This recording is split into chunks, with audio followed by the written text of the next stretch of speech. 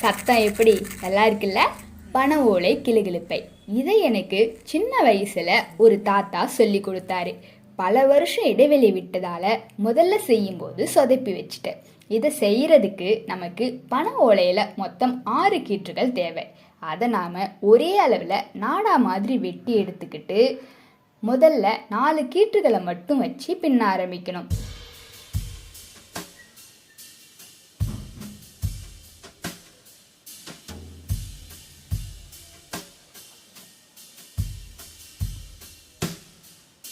இப்போலாம் குழந்தைங்களுக்கு பிளாஸ்டிக் பொருட்களை ஃபேன்சியாக இருக்குன்னு வாங்கி கொடுக்குறோம். பொருளோடு சேர்ந்து வினியையும் விலை கொடுத்து வாங்குகிறோம். தாத்தா பாட்டிகளோட வளர்ந்த 90s கிட்ஸ்களுக்கு கண்டிப்பாக இது போல கைவினை பொருட்களோட அருமை தெரியும். கற்களை போட்டுட்டு இன்னும் மிச்சம் இருக்கிற 2 கீற்றுகளை வச்சு பின்னிட்டா அருமையான கிளுகிளுப்பை ரெடி.